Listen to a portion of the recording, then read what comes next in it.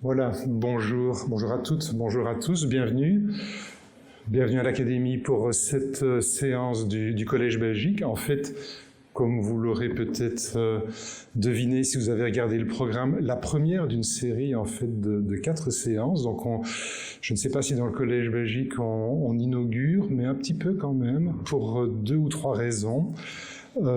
Les cycles, c'est quelque chose qu'on connaît déjà au collège. C'est pas la première fois qu'on propose des cycles qui s'étalent sur souvent 2, 3 séances, 4 est peut-être un peu plus exceptionnel. Mais ce qui fait peut-être la particularité des 4 séances, si vous avez l'envie, et je ne peux que vous encourager à le faire, à assister aux 4 séances, ce qui fait peut-être un peu la particularité, disais-je, c'est la qualité des intervenants. En effet, on a souvent eu l'habitude au collège de faire intervenir des chercheurs confirmés, et nous avons eu cette année une proposition très originale de 4 chercheurs d'abord, puis 8 chercheurs de l'Université de Liège, qui sont pour la plupart d'entre elles des doctorants, et c'était, je crois, une initiative intéressante, et que quand je l'ai proposé alors au président du collège, on a reçu tout de suite un accueil enthousiaste. On a dit mais oui, c'est vraiment une très bonne idée d'impliquer les plus jeunes dans des présentations au Collège Belgique, et puisque vous le savez peut-être aussi, l'académie dans ces classes est aussi ouverte à des plus jeunes par une autre initiative. Donc ça allait vraiment dans ce qu'on voulait, dans ce qu'on souhaitait faire à l'académie. Il a fallu faire un petit peu de fine-tuning, mais enfin, nous sommes arrivés maintenant à vous présenter en fait 4 séances qui vont fonctionner à chaque fois en binôme. Donc comme vous voyez, il y a à chaque fois 2 noms qui sont à l'écran. Alors la première série de 2 journées, donc aujourd'hui et demain, c'est moi qui vais en assurer l'introduction. Et puis la semaine prochaine, il y aura à nouveau une série de 2 conférences qui seront introduites par Vinciane Pirenne, ma collègue. Alors aujourd'hui, nous avons donc d'abord deux interventions de Iman Achouch et Alessio Deli Castelli, qui sera suivie donc demain par 2 interventions à nouveau de Michel Maggio et Claudia Venir. Alors, je ne sais pas pourquoi, c'est sans doute une habitude que nous avons prise de mettre à chaque fois la personne qui va parler du Proche-Orient ancien et de la Mésopotamie avant l'Égypte. C'est juste, vous pensez bien de ma part, c'est une politesse, évidemment, parce que dans l'ordre normal des choses, on aurait eu un ordre inverse, évidemment. Alors, il y a à chaque fois, donc c'est un dialogue à chaque fois qui va s'établir, et aujourd'hui, on a un sujet un peu particulier, ce sont les statues. Alors, quand on parle statue, on se dit tout de suite, on voit très bien ce qu'est une statue dans l'art contemporain, à partir de la Grèce, Rome, et puis surtout la Renaissance, l'art baroque. On croit savoir à quoi sert une statue, ou à quoi elle ne sert pas. Et on pense que c'est la même chose dans toutes les cultures, dans tous les lieux et à toutes les époques. Mais vous allez voir dans ce numéro de Duettiste, le premier auquel on va assister aujourd'hui, c'est pas tout à fait le cas. Vous allez voir que les statues sont investies d'une fonction, d'un pouvoir qu'on ne le reconnaît normalement pas à notre époque. Et donc c'est un peu ça qu'on va vous présenter. Vous allez voir que les statues ont une vie, elles ont une naissance, elles ont une vie, il faut s'en occuper aussi, un peu comme un Tamagotchi, mais enfin pas tout à fait. Et donc elles peuvent mourir aussi.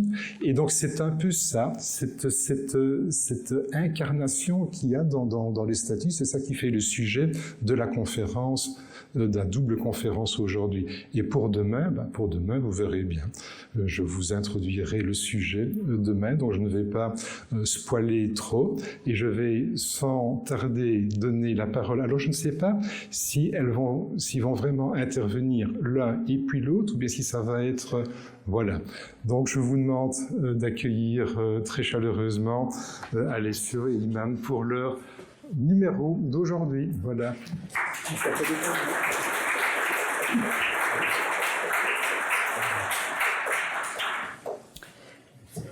Alors, je vais commencer par remercier évidemment le collège de nous accueillir. On est très heureux d'être là.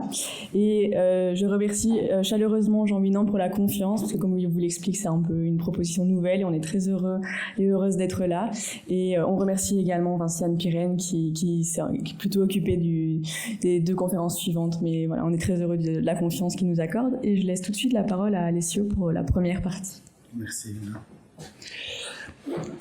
Comme l'a dit très bien Jean Winant, l'art, et plus particulièrement la statuaire de la haute antiquité, nous place devant un paradoxe apparemment insurmontable. D'une part, la prise de conscience que l'art, en tant que forme d'expression de concepts abstraits, est un type de production qui définit l'homme sapiens d'un point de vue cognitif et intellectuel, et qui, en tant que tel, existe et est produit depuis 37 000, 45 000 ans. D'autre part, le fait que les habitants du monde occidental moderne ne reconnaissent souvent pas les places qu'occupait l'art dans les sociétés archaïques et se demandent donc s'il peut vraiment être reconnu en tant que vrai art.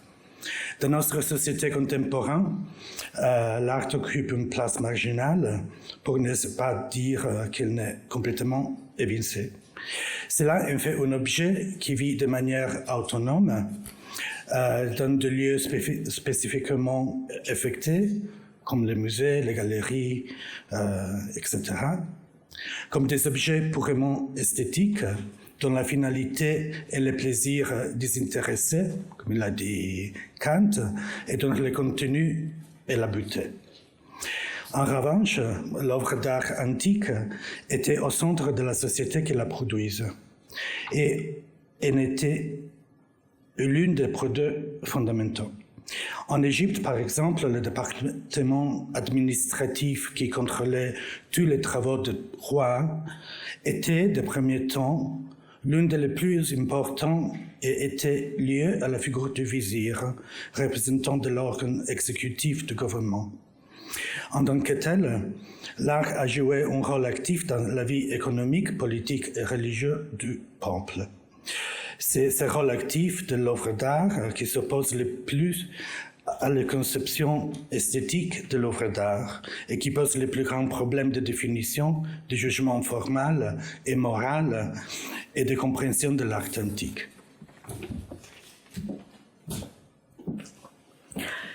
En Mésopotamie, les productions artistiques sont généralement liées au culte. Et dans ce contexte, la statuaire est une manifestation tangible du divin ou des orants et des orantes qui alors sont dans un geste de prière qui est pérennisé. En sachant cela, on appréhende la statue selon 2 angles, sur base de son esthétique ou sur base de l'entité incarnée, respectivement une approche éthique et une approche émique. Comme défini par Jean-Pierre Olivier de Sardan, donc l'émique est centré sur le recueil de significations culturelles autochtones liées au point de vue des acteurs. Et donc, les exemples sont assez parlants, je pense. Et donc, tandis que l'éthique repose sur des observations externes, indépendantes des significations portées par les acteurs. Ces 2 concepts permettent, dans le cadre d'une étude archéologique et historique, de mettre en avant les nombreux biais et a priori interprétatifs qu'amènent inévitablement les millénaires nous séparant des sociétés étudiées. Accepter plusieurs regards sur un même objet, c'est en somme appliquer ce que disait Heinrich Wöchlin au siècle dernier. Ce n'est pas parce que l'histoire de l'art s'appuie sur la capacité de voir qu'elle doit évincer celle de penser.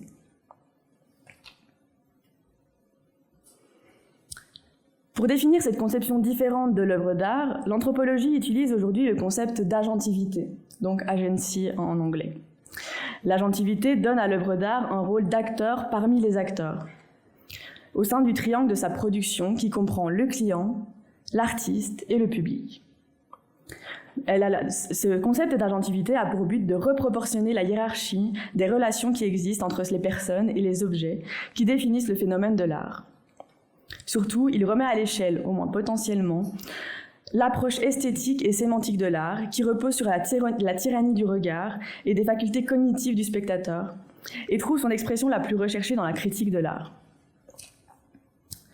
Le plus grand apport du concept d'agentivité réside dans le fait qu'il utilise un raisonnement plus subtil que la notion d'animisme, selon laquelle les peuples archaïques croyaient réellement que leurs statues prenaient vie, par exemple, et qu'elles accomplissaient des actions. Ce concept d'animisme fut précédemment utilisé en anthropologie pour expliquer la nature profonde de l'art et de la lointaine antiquité, des peuples alors dits primitifs, et sa différence fondamentale dans l'art avec l'art moderne et occidental. C'est en donnant à l'œuvre d'art un rôle actif plutôt que passif, animé plutôt qu'inerte, qu'émerge le concept de vie, ou plutôt d'étape dans la vie de l'œuvre d'art, grâce auquel l'œuvre d'art n'est pas pensée comme un objet monolithique qui reste le même tout au long de son existence, mais comme un objet qui change en fonction du moment et de la position qu'il prend dans son contexte de production. C'est précisément à l'idée des étapes de la vie de la statue et sa relation avec la vie religieuse des Égyptiennes et des Mésopotamiennes que cette conférence est consacrée, cherchant à mettre en évidence les similitudes et les différences dans la conceptualisation de deux peuples relativement proches et contemporains. Dans la civilisation égyptienne, la naissance de la statue est déjà conceptualisée dans les verbes désignant sa production, qui s'appelle mési, utilisé à la fois pour indiquer l'acte de la naissance d'un individu et celui de la production de statues. En s'égardant de surcharger cette naissance de significations poétiques, platoniciennes ou hegeliennes, on peut y trouver le sens figuré et général de la production humaine de quelque chose qui n'existe pas auparavant. Dans les mondes égyptiens et mésopotamiens, après la naissance, fabrication d'une statue, mais aussi, comme on le dira, d'autres catégories d'objets, il fallait les rendre religieusement et culturellement actifs pour que l'objet, de manière inerte, devienne le réceptacle d'une hiérophanie, alors la manifestation du sacré. En d'autres termes, la statue était sacralisée. Dans les deux cultures, égyptienne et mésopotamienne, ce passage du profane au sacré est conceptualisé dans le rituel de l'ouverture de la bouche, même si les deux se concentrent en le développement sur des aspects différents. En Égypte, la hachet setep était placée au contact de la tête de la statue aux momies pour permettre aux organes du sens de fonctionner et aux défunts de parler et se défendre devant les tribunaux de Dieu. En Mésopotamie, en revanche, le rituel d'ouverture du lavage et de lavage de la bouche ne sont qu'un des aspects permettant la naissance d'une statue. On s'autorise à parler de naissance car les textes nous renseignant sur les statues utilisent en sumérien le verbe doud-de, qui veut vraiment dire naître. Tandis que le verbe façonner, qu'on emploierait plus volontiers pour des artefacts, est le verbe dim-de. Donc le fait que pour la statuaire incarnée, on utilise le même verbe que pour une naissance humaine, on dit déjà long sur la relation qu'on pouvait avoir avec cette statue comme étant des artefacts particuliers. Ce vocabulaire met en valeur la différence de valeur accordée au rond de bosse par rapport au reste des productions artisanales et permet de constater que les étapes de production posent les bases de cette différenciation. Dès lors, les étapes précédant l'incarnation sont également cruciales à la vie de la statue a posteriori. C'est pour ça qu'on réalise cette distinction naissance et vie, parce que la naissance permet bel et bien de mettre en place ce qui sera véritablement l'activité de la statue une fois qu'elle sera en vie, disons. En Mésopotamie, le rite nommé mispi, comme vous le voyez écrit au-dessus de la tablette, permet d'animer un objet sans vie et créé par la main humaine dans le but d'en faire un élément à vocation cultuelle et bénéficiant d'une valeur surnaturelle. Contrairement à l'Égypte, il y est uniquement attesté pour les représentations divines. Le mispi est une suite d'actions comprenant entre autres une ouverture de la bouche qui est réalisée en plaçant donc sur la bouche des éléments tels que du sirop, du beurre clarifié, de la farine, etc. Et un lavage de la bouche qui lui sert à purifier et qui est réalisé avec de l'eau et des ingrédients purifiants selon les rituels. selon les différentes versions du rituel, pardon. Lorsque le rite fut fixé par écrit dans l'argile au 1er millénaire avant notre ère, il comprenait une dizaine d'étapes, permettant de faire la transition entre l'atelier de production et ensuite l'installation de la statue dans le Saint des Saints du temple. Une étape particulièrement intéressante consiste en la renonciation de la paternité de l'œuvre par les divers artisans ayant participé à la production. Les textes nous renseignent donc qu'aucun être humain n'a la capacité de créer un dieu, ce qui fait sens, mais dans la pratique, ce sont bel et bien des artisans humains qui réalisent la statue. Et donc il y a une étape du rituel qui consiste à ce que les artisans indiquent qu'ils ne sont pas à l'origine de la production. Cette action se fait à la fois physiquement et oralement, puisqu'un prêtre réalise le geste de symboliquement couper les mains des artisans qui sont liés avec un tissu rouge, comme certaines versions du texte nous le renseignent, et les prêtres, avec un bâton, font le geste symbolique de couper la main des artisans, tandis que les artisans répètent une phrase selon laquelle « Nous ne sommes pas à l'origine de la création, c'est le Dieu à savoir le Dieu le Père des dieux, qui est à l'origine de la production. » Alors, pour comprendre que ça signifie sacraliser une statue, il faut saisir le fait que l'art archaïque trouve son lieu de manifestation spécifique dans les monuments.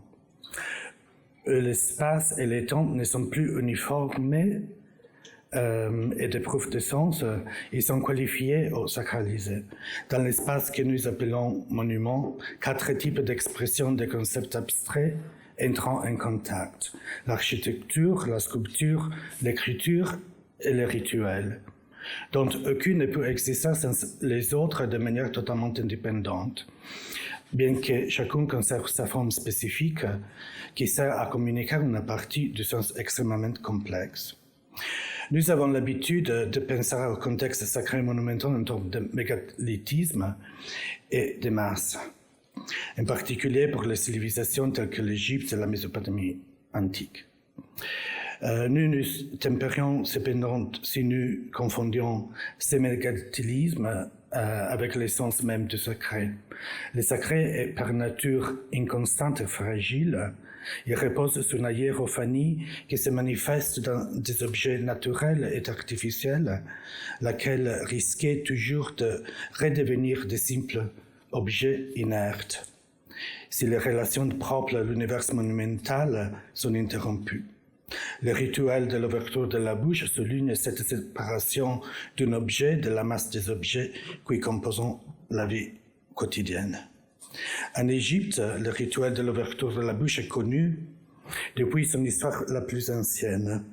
Il est mentionné pour la première fois dans la tombe de Métienne, aujourd'hui à Berlin, et remonte au début de la 4e dynastie. Vous le pouvez voir sur le carré rouge. Il est également mentionné au cours de l'Ancien Empire dans la pierre de Palerme. Pardon. Ouais. Des annales énumérant les principaux événements de les 5 premières dynasties. Et dans les textes de pyramide, les plus anciens textes sacrés connus de l'humanité.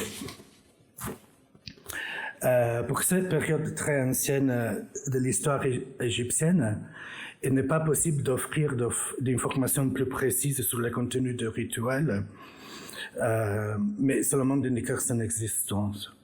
Dans la diapositive, j'ai voulu montrer un exemple tiré des annales dans lequel sont mentionnées à la fois la fabrication et l'ouverture de la bouche de cette statue de Saoura, du roi Saoura, pour montrer à quel point les formations sont sommaires dans ce type de document. Alors c'est juste une série de génitifs avec les verbes que j'ai cités avant, Mési, pour dire naissance, manufacture de statue, et c'est naissance, ouverture de la bouche d'une statue de Saoré, et aussi les nombres le nombre de statues qui sont 7. Mais aussi, je veux donner, il y a quoi qui s'appelle un déterminatif d'un homme qui donne la sphère sémantique du substantif, mais il a l'iconographie même de la statue à laquelle se réfère. Il faut attendre le Nouvel Empire pour trouver des témoignages plus complets sur les rituels. Ces témoignages se trouvent par exemple à l'intérieur de tombe thébain. Tombe taillée dans la roche de montagne Thébain et peinte à l'intérieur d'une extraordinaire variété de scènes, dont celle du rituel de l'ouverture de la bouche. Comme nous l'avons déjà mentionné, les rites pouvaient s'appliquer à une grande variété d'objets. Dans les tombes thébaines, on les trouvait associés à la momie du défunt et à sa statue. Lorsqu'il s'applique à la statue, le rituel peut présenter deux scènes, la 8e et la 9e, dans lesquelles la production de la statue est décrite de manière très métaphorique, ce qui ne donne un aperçu bien qu'oblique de la manière dont les Égyptiens percevaient leur propre production de statues d'un point de vue abstrait. La représentation la mieux conservée de cette partie du rituel se trouve dans la tombe de Rékhmira, tombe thébain numéro 100, fonctionnaire ayant vécu sous Toutmose III et Amenhotep II au milieu du 15e siècle avant notre ère, dans les longs couloirs de sa tombe. Pour comprendre ce qui est décrit, il faut d'abord préciser que le rituel n'est pas une simple description des événements. Il s'agit de la conceptualisation qui synthèse différents plans d'existence, un peu comme si on trouvait un exemple plus familier, probablement, la tragédie grecque synthèse les temps et l'espace pour créer une unité d'action. Dans le rituel, nous trouvons deux groupes d'acteurs. D'une part, à la droite, les prêtres sèmes et d'autre part, à la gauche, les prêtres imikenet.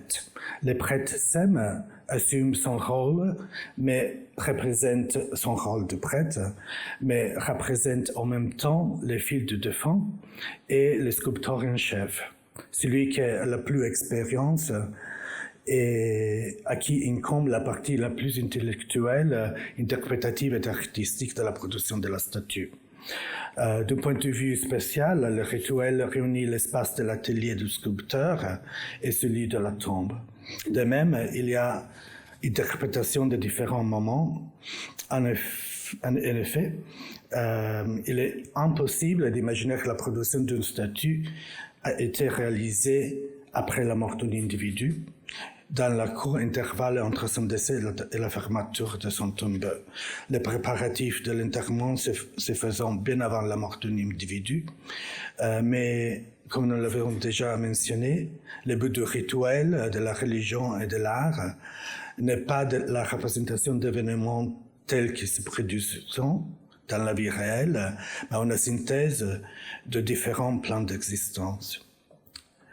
Le travail du sculpteur en chef, de fille du prêtre sème, est décrit dans le rituel comme étant effectué de manière isolée.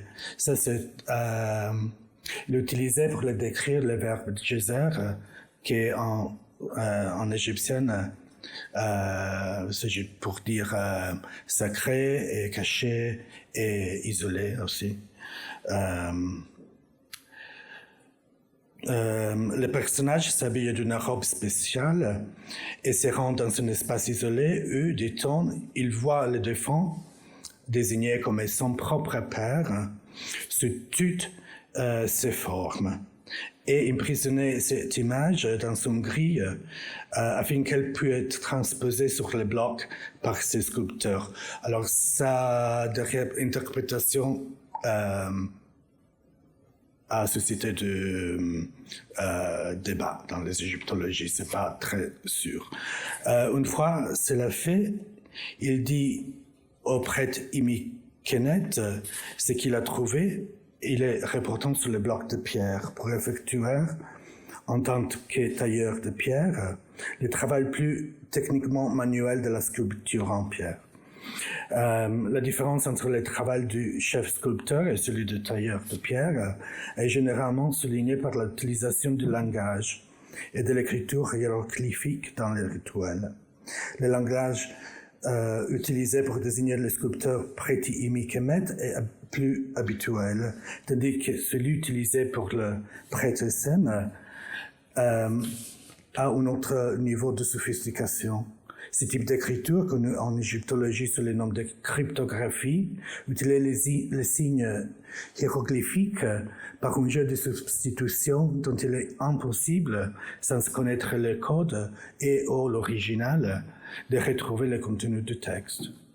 Ainsi, par exemple, dans le texte qui nous intéresse, l'image d'une araignée et d'une amante religieuse ont été interprétées comme l'apparition de deux fonds sans ces formes, bien que ces idées sont totalement étrangères au contenu. L'interprétation philologique la plus courante, par contre, n'a pas limité les sur-interprétations du point de vue de l'histoire de l'art. Ainsi, le fonctionnement de Presem a été interprété en temps de chamanisme, alors que le reste de la littérature religieuse égyptienne ne contient aucune trace de telle pratique.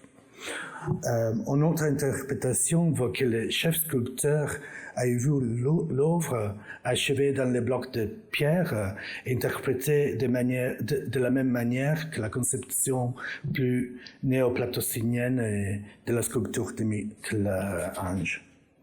Qui concevait la sculpture comme préexistante au bloc et considérait le travail du sculpteur comme une élimination de l'excès de matière, considéré comme un aspect négatif de la création artistique, permettant à l'œuvre idéale de jaillir littéralement de la pierre. Même cette opposition entre l'idée et la matière, l'une positive et l'autre négative, ne se retrouvait pas dans la conception artistique de l'Égypte ancienne, où la matière d'une œuvre avait une valeur et une dignité égale à l'idée qu'elle contenait. La description de la pratique sculpturelle proposée par Hans-Gerhard Evers, égyptologue et historien de l'art allemand de la fin des années 20 du dernier siècle, est l'une des meilleures historiennes de l'art que l'égyptologie a jamais connue, est plus proche de l'intention originelle des anciens Égyptiens.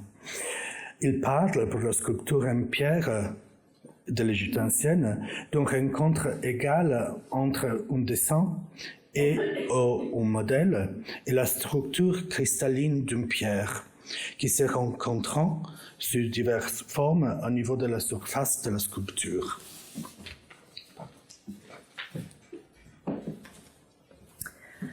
En étudiant la statuaire incarnée, vivante et donc divine, un groupe de sources primordiales manque. Et il s'agit à savoir des représentations divines elles-mêmes. En effet, ici, ce que vous avez à gauche est un ensemble de statues de rang. Alors la plus grande d'entre elles a longtemps été considérée comme la représentation d'un dieu parce qu'elle sort du lot, c'est le cas de le dire. Elle est plus grande que les autres, avec ses yeux très écarquillés, etc. Et l'inscription qu'elle porte sur la base a longtemps été mal comprise. Mais en fait, il s'avère que non, cet ensemble est cohérent, il s'agit simplement d'Oran. Et donc la majorité des représentations en pierre qu'on peut avoir en Mésopotamie, ce sont soit des représentations de souverains, soit des membres de l'élite qui se font représenter. Et ce qui a pu poser aussi des difficultés dans l'interprétation, c'est qu'on les retrouve dans les temples, mais précisément parce qu'ils sont en geste de prière, ce sont des êtres humains en geste de prière pérennisés devant l'image divine. Et donc ce qui nous manque, c'est la statue divine. Elle nous manque parce que les textes décrivent que les représentations de Dieu sont faites d'une âme en bois couverte de métaux précieux, donc de feuilles d'or par exemple, qui du coup évidemment ont été récupérées. Le bois ne s'est pas conservé dans le temps et le métal et les incrustations précieuses ont pu être récupérées. D'ailleurs, le bois est dans certains textes décrit comme la chair des dieux, et d'autres textes nous décrivent l'apparence luisante et impressionnante des représentations divines, précisément parce que ce sont des matériaux très particuliers qui sont employés pour les produire. Aucune représentation divine de ce type n'a donc été retrouvée avec certitude en fouille. L'exemple que je vous mets à la droite de la slide, enfin à ma droite, à votre gauche, ce sont deux représentations de reines qui ont été découvertes à Ebla, un site dans le nord de la Syrie actuelle, qui sont en fait une preuve que ce qui est décrit dans les textes existe, à savoir une âme en bois et couverte de métaux précieux comme vous pouvez le voir à l'écran, mais il ne s'agit pas de représentation divine. Donc c'est simplement une façon de montrer que ce qui est décrit dans les textes était attesté et c'était bel et bien des techniques qui étaient employées, mais on en trouve très rarement et on n'en a pas trouvé de représentation divine de ce type. Ça veut dire que lorsqu'on traite de la naissance des statues en Mésopotamie, pour les statues divines, on doit se baser sur les ressources textuelles et sur les quelques iconographies en 2 dimensions dont on parlera un peu plus tard qui nous renseignent à ce sujet. En traitant de la naissance des statues, on peut considérer 2 discours, celui des humains sur le plan pratique, à savoir les questionnements techniques et pragmatiques de la production d'un objet, ainsi que les discours théoriques autour de la création d'une représentation qui n'est rien de plus que l'image d'un humain. Et puis le deuxième discours, c'est le plan théorique, discours selon lequel la production est réalisée par les dieux. On l'a évoqué plus tôt, un dieu ne peut pas être produit par un être humain, et donc il y a inévitablement des stratagèmes dans les textes pour nous convaincre que les représentations divines, bien qu'étant passées par un atelier, sont des productions divines. Divers stratagèmes viennent illustrer le rôle des dieux dans les processus de création, afin de rester cohérent avec l'idée que le divin est supérieur à l'humain. Des textes mentionnent le fait que les dieux intervenaient dans le processus de création de leur corps terrestre. Cela ne semble pas bien étonnant, un être tout-puissant ne laisserait pas les humains décider de son apparence.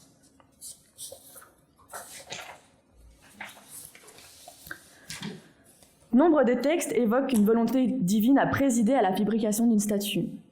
Donc les dieux sont impliqués dans le processus de création, mais aussi dans le processus décisionnel. Cette inscription, donc inscrite sur la tablette en pierre que vous voyez illustrée à l'écran, et le texte associé est un extrait de l'ensemble de l'inscription, qui continue aussi au dos de l'objet. Cette inscription d'un souverain de Babylone du 9e siècle avant notre ère est donc inscrite sur une dalle en calcaire, dont la face et la partie supérieure de la face est décorée d'une scène en relief. Elle fut découverte en 1880 à Sipar, qui est un site archéologique non loin de Bagdad à l'heure actuelle. Elle a été découverte dans un coffre en terre cuite et elle est actuellement conservée au British Museum. On la nomme la Sun God Tablet car elle évoque la production d'une statue de Shamash, et Shamash en Mésopotamie, c'est le dieu du soleil. Ce que nous dit le texte, c'est que la statue de Shamash, qui était installée dans le temple de Sipar, a disparu, et elle ne pouvait être remplacée que bien des décennies plus tard, lorsque le dieu a accepté d'être à nouveau présent dans le temple, sous une forme tridimensionnelle. Pour que cette statue puisse à nouveau être accueillie dans le temple de Sipar, il a donc fallu que Shamash donne son aval via la tablette dans laquelle il annonce qu'il est temps pour lui d'à nouveau être installé dans son temple à Sipar. La scène en relief, avec le prêtre qui a trouvé la tablette et le roi de la cité à l'époque. Donc vous voyez, Shamash est le dieu assis en plus grand dans la niche, tandis que les 3 personnages sont donc le prêtre qui a découvert la tablette et qui informe avec plaisir le roi qu'il est enfin temps de réinstaller la statue de Shamash. Et le 3e individu, le plus à l'extérieur, est une divinité inférieure qui sert à faire la présentation, puisqu'il s'agit d'une interaction avec une divinité supérieure. C'est un processus assez habituel dans l'iconographie mésopotamienne. Christopher Wood, qui est un archéologue et philologue qui a travaillé sur cet objet, propose de voir dans le cercle, sur la petite table au milieu de la scène, en fait le disque solaire, donc qui représente Shamash, mais sous une forme bidimensionnelle. Et c'est un indice qui nous permet de comprendre la valeur différente de la statuaire en 3 dimensions et anthropomorphe.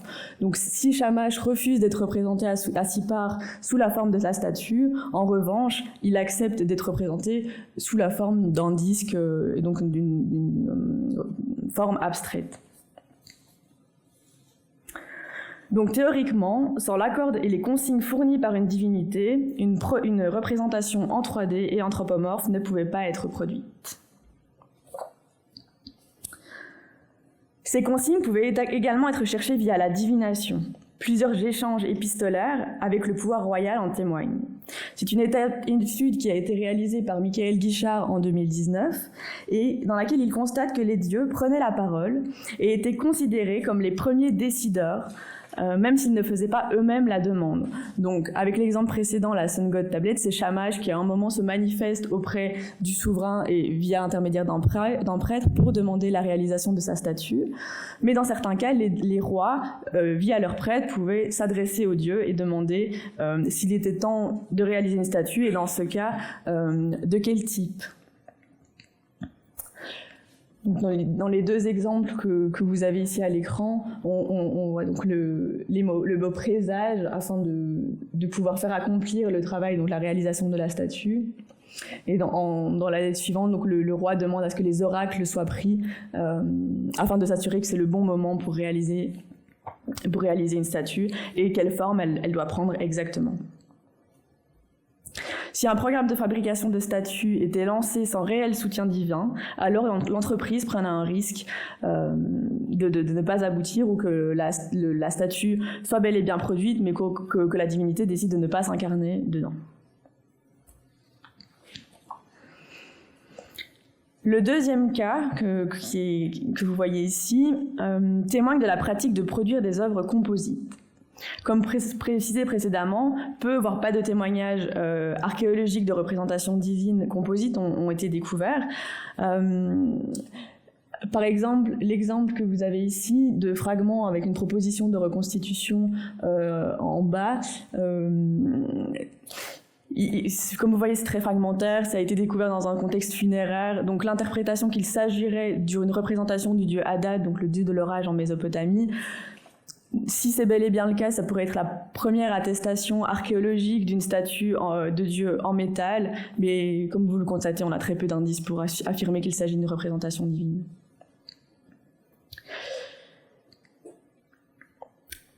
Le texte associé, quant à lui, par contre, témoigne de la complexité de ces représentations et donc à la fois de la variété de matières, donc vous voyez du cuivre, de l'or, de l'argent, etc. Et d'un vocabulaire très précis, donc il y a plaqué, incrusté, etc.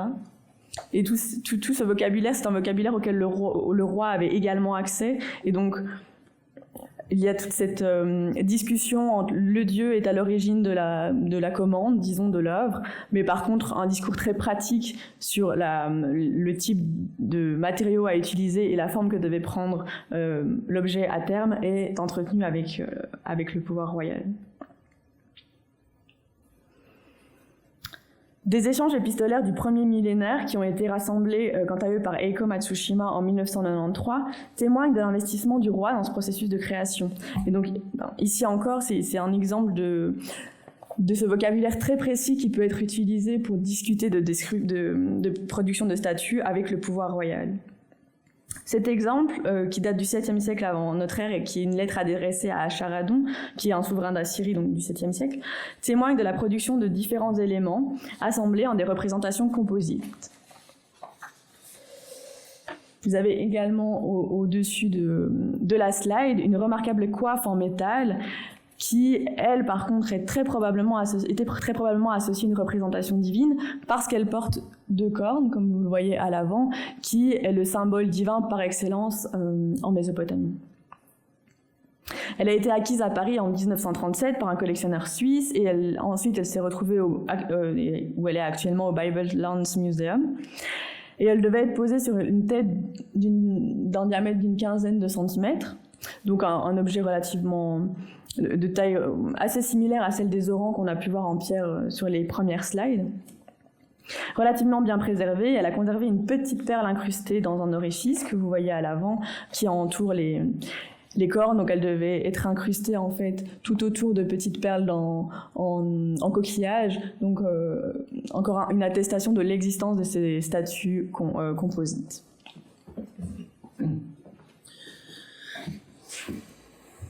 Alors, une fois achevé et activé rituellement, il existe un espace de temps variable au cours duquel la statue remplit la fonction culturelle et sociale pour laquelle elle était sculptée.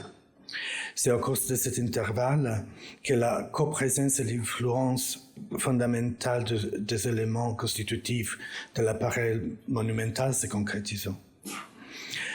Pour l'Égypte ancienne, il existe 3 exemples clairs de la manière dont une statue peut fonctionner lorsqu'elle est placée dans son contexte de production.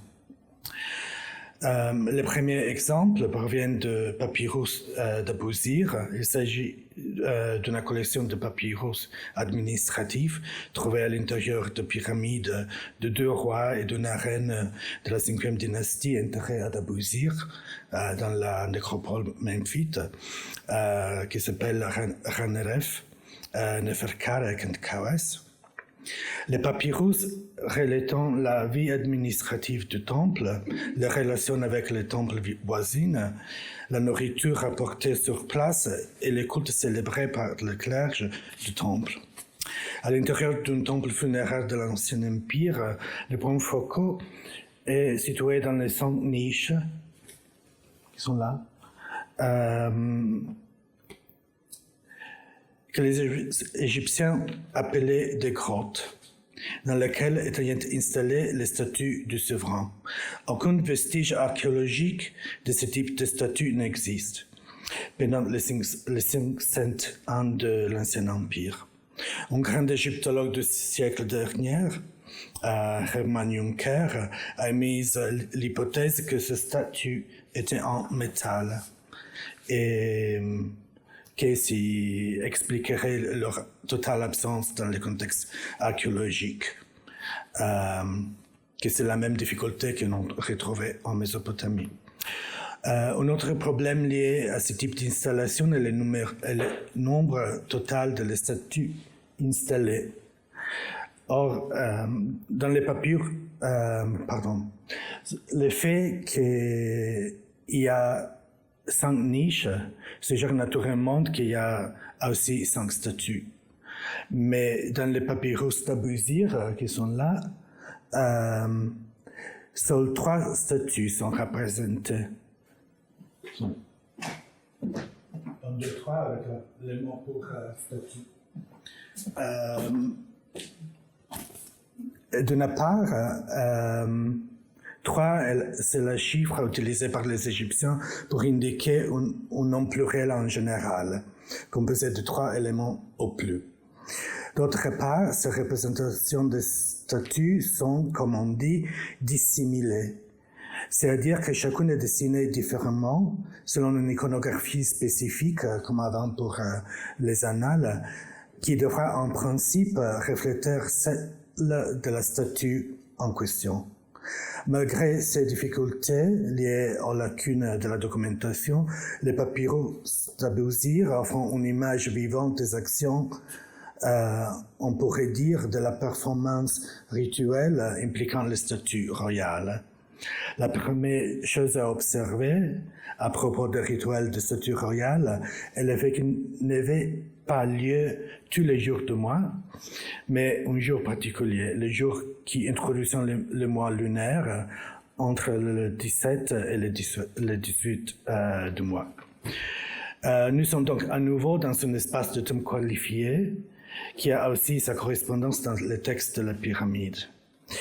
La deuxième chose à considérer est que les statues étaient normalement invisibles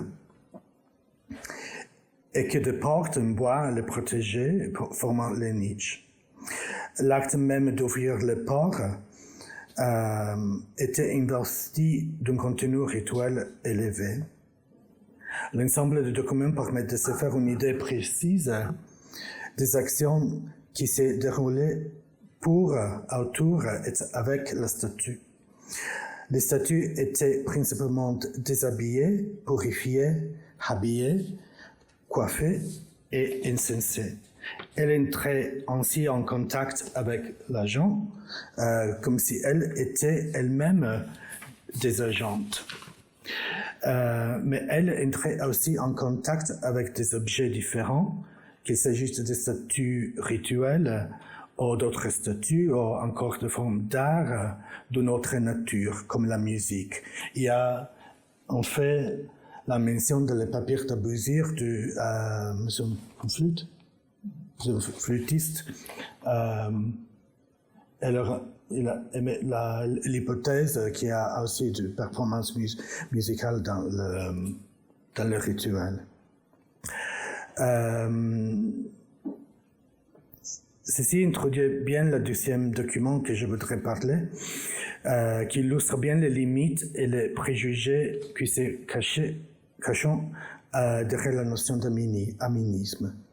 La notion d'animisme, définie précédemment, reflétait d'une part la manière dont les Occidentaux ont considéré le peuple dit archaïque et ou primitif, et d'autre part les signes d'une interprétation trop littérale des documents religieux.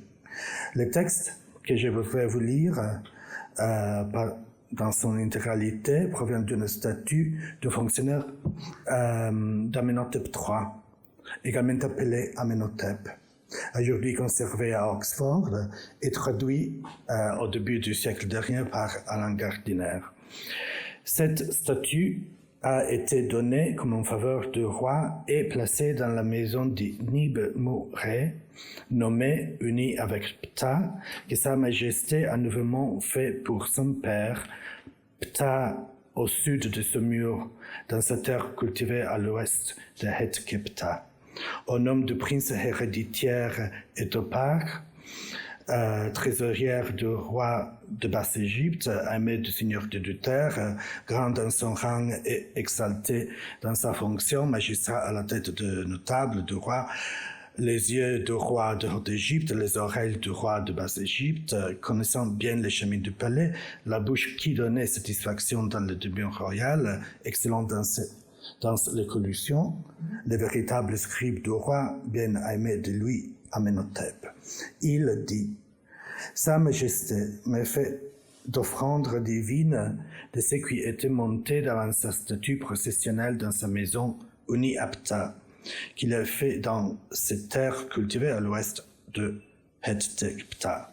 Lorsque le Dieu se sera ressasié de ses biens et que cette statue aura reçu ses repas, on fera monter de provisions devant cet humble serviteur par la main de lecteur qui se trouve dans sa maison.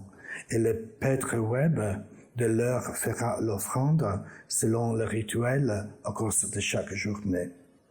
Alors, Amenhotep raconte comment sa propre statue était érigée à côté de celle du souverain Amenhotep III et d'une statue de dieu Ptah. Les offrandes étaient d'abord apportées à la statue de Dieu. Elles étaient ensuite présentées à la statue du souverain et enfin à la statue d'Amenhotep.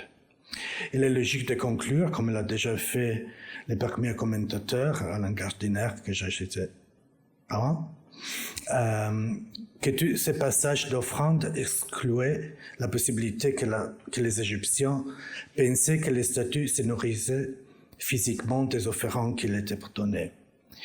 Des données similaires tant en Mésopotamie qu'en Grèce, par exemple dans l'Iliade, considérées comme la véritable offrande au Dieu, alors que la viande reste... il y a un concept similaire quand il s'agit de viandes rôties, dont les fumées sont considérées comme la véritable offrande au Dieu, alors que les viandes elles-mêmes restent disponibles pour les humains. Ainsi, au lieu d'agir littéralement comme un être humain, la statue agit comme les points de convergence de l'acte religieux. C'est en ce sens qu'elle est active ou agissante, en ce sens qu'elle est un véhicule et un agent interparesse pour l'expression de sentiments religieux sous ces différentes formes, dévotion, souvenir, etc. Mais cette religiosité est toujours imprégnée d'un fort pragmatisme. Le texte de la statue d'Amenhotep montre que l'aspect religieux n'est jamais séparable de l'aspect économique, comme le montrent d'ailleurs les papyrus d'Abou Sira aussi. Le point le plus délicat de passage sur l'offrande ne sont pas les passages intermédiaires entre statue et statue, mais le point final, lorsque les offrandes se transforment en paiement pour les prêtres qui s'en est occupé. C'est là qu'intervient la concurrence humaine, avec le risque que d'autres personnages s'emparent de ces formes de rémunération. Cet aspect économico-politique est encore plus présent à l'époque ramesside. Avant cette époque, un simple citoyen n'avait pas le droit d'offrir une statue au souverain. Il pouvait arriver à l'époque thutmoside qu'un souverain offre sa propre statue, mais pas l'inverse. À l'époque ramesside, l'offrande d'une statue par un particulier au souverain est devenue un moyen pour ce dernier de recevoir une sorte de pension grâce aux terres et au personnel associé au culte de la statue elle-même.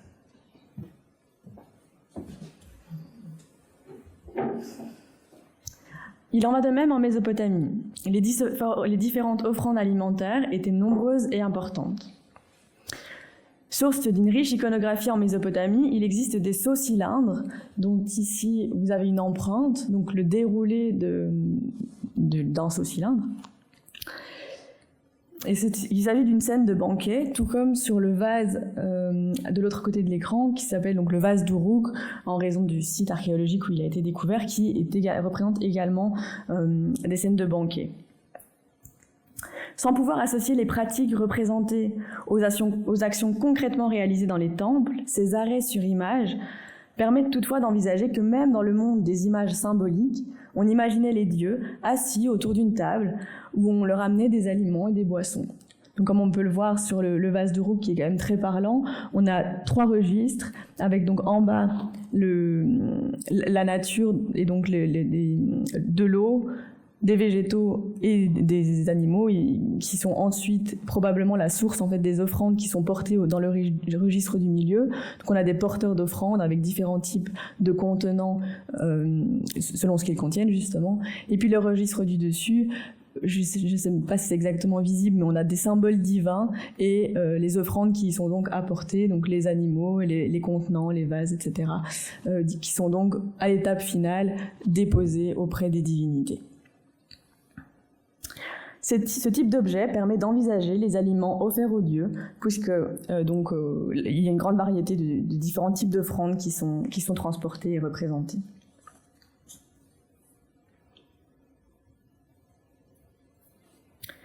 Des textes administratifs détaillent la redistribution d'offrandes, de pain et de grains à des officiels du temple, mais également à la table du roi lors des festivités. Donc ceci, ça rejoint exactement ce qu'expliquait Alessio précédemment sur le fait que, en théorie, les offrandes sont bel et bien apportées aux dieux, et donc en théorie et peut-être en pratique également, mais le pragmatisme prévaut et on ne gaspillerait pas de la nourriture, donc il y a toujours ensuite une étape de redistribution aux humains, et dans ce cas-ci, plutôt aux membres du clergé et aux membres de la famille royale. Dès lors, en plus d'être un acte de vénération du dieu, le fait de nourrir a également une portée politique. Le roi reçoit la meilleure part de ce qui reste du repas. Et ensuite, parmi la redistribution qui est faite auprès des prêtres, il y a, donc comme on peut le voir dans ce texte, une logique, une systématique entre quelle partie de l'animal et de l'offrande de l'animal qui a été sacrifié est redistribuée à un type précisément de prêtre. Donc comme on le voit, le prêtre en chef reçoit le cœur et puis des éléments qui ne sont pas nécessairement traduits très précisément comme le nasrapou, etc. Mais donc, comme on le voit, la redistribution a une importante valeur, elle est adaptée selon la hiérarchie, etc. Et si on n'a pas nécessairement toujours accès à la signification de ces rations, on comprend quand même qu'elles sont tout à fait codifiées. En plus, l'alimentation des dieux est aussi une façon d'affirmer son pouvoir au-delà des murs du temple. Parce que donc, cette hiérarchie au sein du clergé, le roi, et puis ensuite le prêtre en chef, et puis les autres types de prêtres, etc., les denrées étaient également envoyées depuis diverses régions en dehors de la ville. Ce qui signifie que les denrées étaient une sorte offerte aux dieux était en fait une taxe qui, elle, relevait du pouvoir politique. C'est le fragment d'un moule en pierre que vous voyez ici à l'écran qui illustre ce que les textes nous apprennent de ce concept de tribu. Selon l'analyse qu'en fait Luc Bachelot, cette figuration témoigne du fait qu'une fois soumise, une région doit de la nourriture au roi par l'intermédiaire des dieux. Cette petite représentation montre Naram-Sin, donc un souverain de la période d'Akkad, donc de la fin du 3e millénaire avant notre ère, qui est installé auprès de la déesse Ishtar, qui est une déesse entre autres de la guerre, et on le comprend au vu des armes qui sortent de ses épaules. Et donc ils sont tous les deux en position de vainqueur, où ils trônent au-dessus de la scène, tandis que des victuailles leur sont offerts par des dieux montagnes dans un registre inférieur. Ces derniers symbolisent les régions vaincues et le fait que leur production revienne aux souverains akkadiens. Cette documentation sur le sujet de l'alimentation divine est disponible à partir du 3e millénaire avant notre ère. Mais il faut attendre le 2e millénaire avant notre ère pour qu'elle se fasse plus détaillée et abondante. Ces documents administratifs, ainsi que les quelques textes mythologiques évoquant le sujet, témoignent du fait que selon le lieu et l'époque, l'action de nourrir le dieu n'a pas toujours été la même. On observe essentiellement des variations en ce qui concerne le nombre de repas, la composition de ces derniers ou encore la façon de les présenter. Qui plus est, le repas divin demandait la purification à la fois du lieu et des participants, et parfois même une ambiance solennelle induite par la présence de musiciens, donc ce qui rejoint également ce que précisait Alessio. Par ailleurs, les aliments eux-mêmes étaient sélectionnés avec méthode, et à partir du 1er millénaire apparaissent même des tabous alimentaires, ce qui signifie que certaines divinités ne pouvaient pas manger certains éléments en particulier.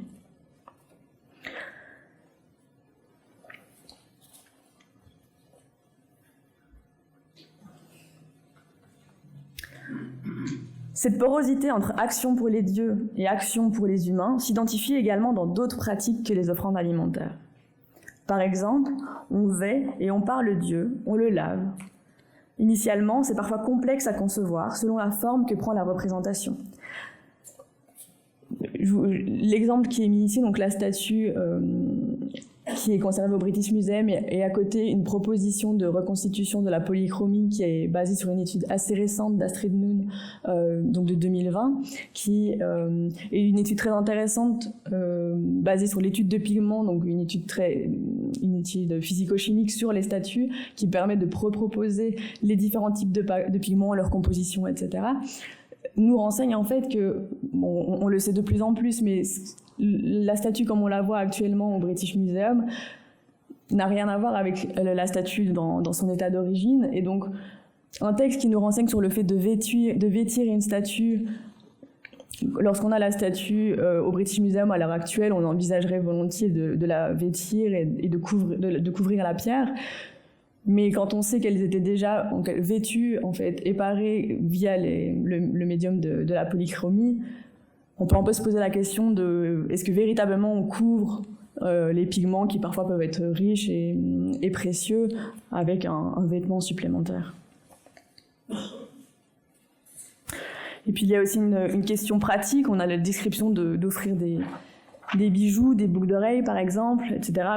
Quelle utilité peut en pratique avoir une statue de boucles d'oreilles, le système de fixation, etc. C'est des questions un peu pratiques, mais qui finalement font complètement sens quand on essaye d'associer texte et vestiges archéologiques. Mais surtout, comment interpréter les textes où c'est le Dieu sous une forme non anthropomorphe qui reçoit pareilles actions. En effet, lorsqu'on parle de représentation du Dieu, le mot qui est employé en akkadien, c'est tsalmu, mais la traduction statue n'est qu'une des nombreuses traductions possibles. Selon le contexte, c'est plutôt une image ou une représentation, et du coup qui peut ne pas du tout être tridimensionnelle, mais qui peut aussi ne pas être anthropomorphe. Et lorsque les offrandes sont parfois offertes au Dieu, mais alors en précisant qu'il a une forme d'arme ou de son attribut ou d'un instrument de musique, On a par exemple ce texte du 3e millénaire avant notre ère qui, comme vous le voyez, indique qu'il faut offrir au dieu, sous la forme d'un tambour sacré, un collier. Même question que pourquoi offrir un attribut, un bijou en fait au dieu, certes, mais sous sa forme d'instrument de musique. L'hypothèse qui prévaut veut que parce qu'on connaît en plus des membres du personnel associés à l'entretien du dieu sous la forme des instruments de musique, en fait peut-être que les offrandes étaient là encore utilisées par les humains. Donc ce serait le personnel de culte dont la prérogative est l'entretien de ces attributs divins qui en fait recevraient bel et bien les différentes offrandes telles que les bijoux, etc.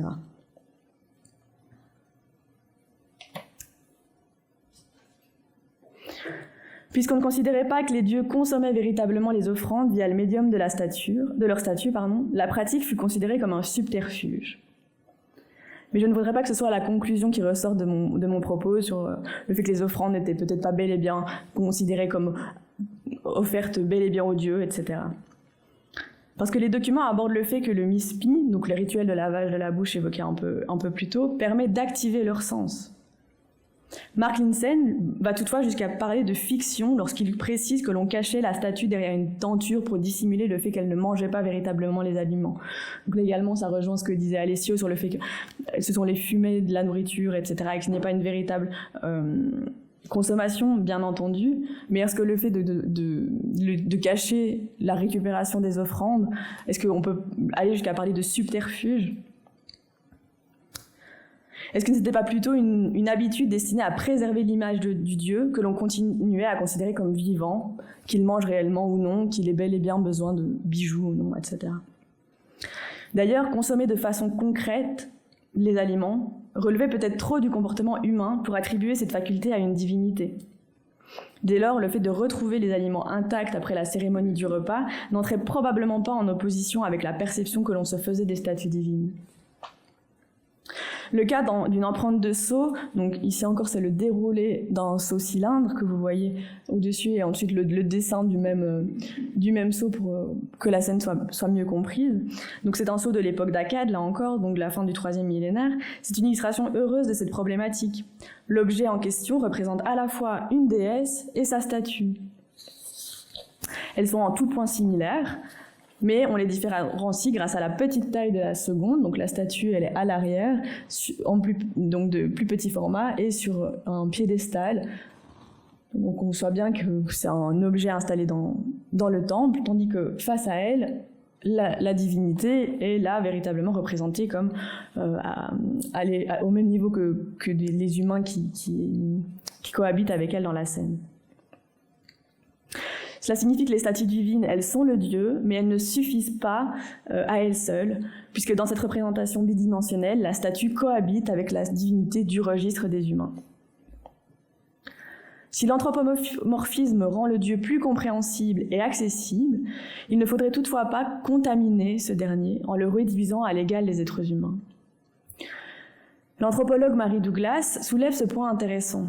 Les limites de ce que l'on peut appliquer à un dieu varient selon les sociétés. Par exemple, les processus physiologiques sont généralement ignorés.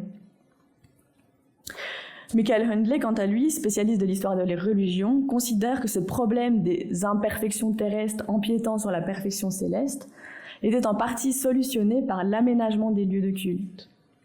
Ces derniers étaient organisés de façon à ce que le dieu soit le plus isolé possible au sein du sanctuaire, ce qui limitait la mise en relation entre la terre et les cieux. Le pragmatisme semble ici encore pouvoir prendre le dessus. Les offrandes alimentaires étaient remployées. Les trésors des temples servaient avant tout de lieu de stockage, des trésors, des richesses. La statue de culte était théoriquement le dieu, mais la pratique met parfois à mal cette théorie.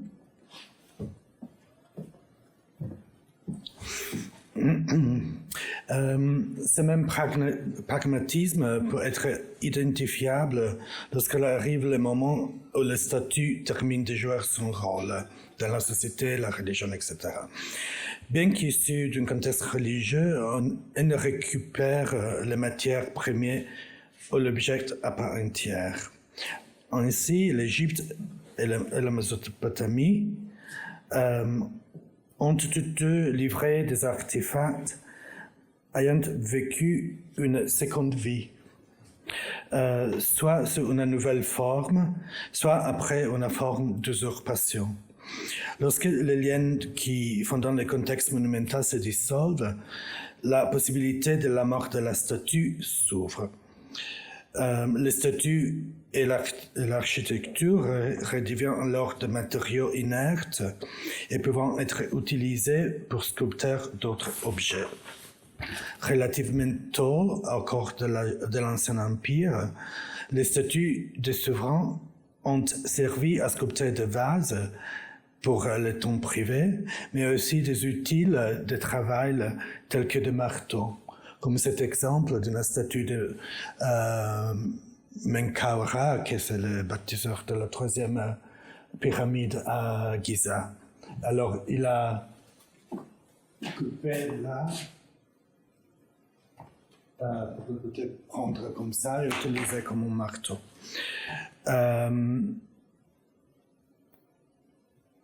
Oui, c'est le même cas que nous retrouvons dans l'Europe médiévale, où le marbre ancien est brûlé pour produire le chaux pour les mortiers, où les statues de bronze étaient fondues pour produire d'autres objets métalliques comme les armes ou autre chose comme ça.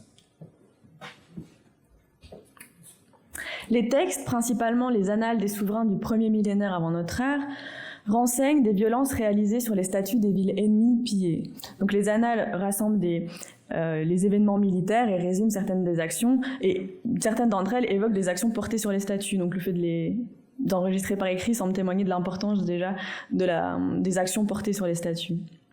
Déportation, mutilation, récupération des matières premières sont également attestées archéologiquement. Ce bas-relief du palais d'un souverain assyrien du 8e siècle, donc palais de Khorsabad, également nommé Dur-Sharrukin, le palais du souverain Sargon II, et illustre précisément cette récupération de matière, probablement des éléments métalliques sur des représentations composites. Donc là, en soi, la scène principale, il s'agit du transport de différentes richesses, donc transport d'un butin assez classique, mais par contre, en dessous, la scène en plus petit, là on voit des soldats en train de marteler un objet anthropomorphe, donc une statue, et d'en retirer les bras, les pieds, etc. Et donc on peut aisément envisager qu'il s'agisse d'une représentation composite dont on récupère exclusivement les matières précieuses, par exemple des bras rattachés, etc., pour ne transporter finalement que les matières qui seront utiles à récupérer a posteriori. Toutefois, les armées ennemies ne sont pas les seules à s'en prendre aux images. Parfois, entre autres pour des raisons de place dans les sanctuaires, il faut se débarrasser des statues dont on ne rejetait pas pour autant la sacralité. Pour cela, on enterrait des lots de statues dans des fosses, qui se nomment des favissas. Donc ici, on en a un très bel exemple d'une découverte récente en 2009 sur le site de Mari en Syrie actuelle. Deux statues d'Oran, donc le type de lot assez similaire à celui qu'on a vu dans les premières slides, des petites représentations d'êtres humains en geste de prière, qui donc étaient installées dans le temple face à la statue divine très probablement, et qui ont été enterrées dans le temple en question lorsqu'elles n'étaient plus utilisées.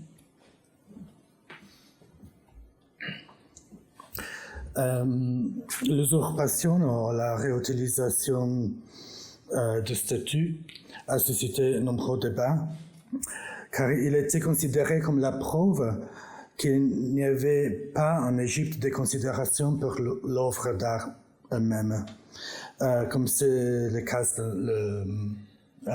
le monde moderne et contemporain. En réalité, la pratique est pratiquée à travers les âges. Les Romains ont dépouillé les monuments des populations conquises, y compris l'Égypte. Les papes de la Renaissance ajoutaient des croix obélisques ou des statues de sang en colonnes romanes pour effacer leur aspect païen. Les néoclassiques utilisant le trépied de grec comme bassin. Alors, c'est juste une question de perspective, pas de juste une pour quelque chose qui était juste en Égypte. En Égypte, la possibilité de réutiliser un monument une deuxième fois ou une troisième fois et d'ajouter des inscriptions et de modifier l'aspect semble dépendre de la conception de l'histoire de cette civilisation. Ça dépend d'une fois de le fait que c'est basé sur le concept de terre-retour, qu'il s'agit de voir deux archétypes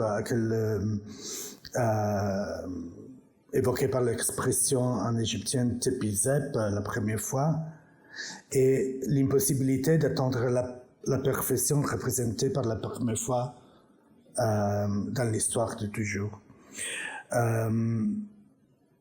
Et d'autre côté, le fait que les monuments en Égypte, c'est aussi le lieu de l'écriture de l'histoire, comme l'a déjà dit Evers. Et alors, c'est dans cette conception plus malléable de l'histoire qu'il est possible pour un souverain de réutiliser ou ajouter son nom à un statut d'un souverain précédent. Surtout s'il était estimé ou émulé, comme c'est le cas pour Ramès II vis-à-vis Amenhotep III ou Sésostri le Premier, etc. Ceci est particulièrement visible à l'époque ramesside. Le concept traditionnel de l'histoire est flanqué d'un concept plus nihiliste qui ne reconnaît pas les valeurs du passé. En Mésopotamie, l'usurpation passe généralement par l'ajout ou la modification d'une inscription. Puisqu'il n'y a pas de portrait à proprement parler en Mésopotamie, mais plutôt des codes et des attributs permettant de représenter une fonction, l'adaptation des traits n'est pas toujours nécessaire. Toutefois, de rares exemples purent être identifiés, tels que la suppression de la barbe de cet Oran, donc vous voyez ici donc un Oran du 3e millénaire avant notre ère, quand on zoome sur la zone entre les deux côtés de sa coiffe, on voit qu'une barbe était représentée et qu'elle a été rasée de façon assez sommaire d'ailleurs. Le bas du menton, il reste encore des petits morceaux. C'est une adaptation dont on ne comprend pas la fonction d'ailleurs. On a également le cas ici, où là par contre on conçoit assez facilement que la coiffe a été raccourcie parce que l'inscription a été rajoutée a posteriori. Ce qu'on sait parce que le contenu de l'inscription permet d'identifier un individu et donc de dater la date de l'inscription, qui ne coïncide pas du tout avec le style de la statue. Donc on peut comprendre que l'inscription a été ajoutée a posteriori, et puisque la coiffe a été raccourcie, donc on suppose que la coiffe a été raccourcie au moment où on a souhaité ajouter une inscription.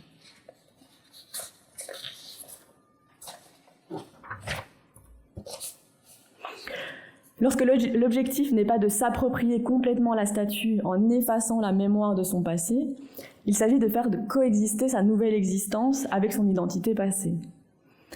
De nombreux exemples remontent à Shutruk-Narunte Ier, qui est un souverain de l'Élam, donc l'Iran actuel, du XIIe siècle avant notre ère. Et donc Shutruk-Narunte Ier, il est principalement connu pour avoir fait venir à Suse, donc une cité du nord de l'Iran actuel, de nombreux objets venant de Babylonie, donc d'Irak actuel en fait, de différentes cités d'Irak actuel. Cette politique de déportation est massive. Par exemple, près de la moitié des Koudourous, ce qu'on peut considérer comme étant des stèles frontières, donc la moitié des Koudourous qui mis au jour à l'heure actuelle ont été retrouvés à Suse, bien qu'aucun n'ont été produits pour la cité de Suse. Donc, Shutruk-Narunte a vraiment déporté énormément d'artefacts mésopotamiens en Élam.